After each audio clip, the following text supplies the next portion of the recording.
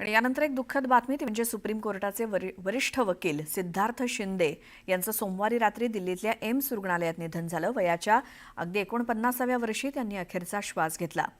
महाराष्ट्रातील राजकीय परिस्थितीची उत्तम समज आणि सखोल संवैधानिक ज्ञान असलेले सिद्धार्थ शिंदे हे मागील अनेक वर्षांपासून सर्वोच्च न्यायालयात वकील म्हणून कार्यरत होते।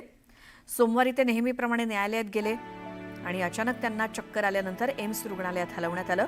तिथे उपचार सुरू असतानाच त्यांची प्राणज्योत मालवली। त्यांच्या पश्चात त्यांच्या पत्नी, मुलगा, मुलगी असा परिवार आहे। मूळचे नगर जिल्ह्यातले श्रीरामपूर इथले रहिवासी असलेले सिद्धार्थ शिंदे यांचे कुटुंबीय अनेक वर्षांपासून पुण्यात स्थायिक आहेत। सिद्धार्थ शिंदे यांच्या निधनाबद्दल न्यायालयीन क्षेत्रात हळहळ व्यक्त केली जाते आणि त्यांच्या पार्थिवावर आज दुपारी पुण्यातल्या वैकुंठ स्मशानभूमीत अंत्यसंस्कार होणार आहेत।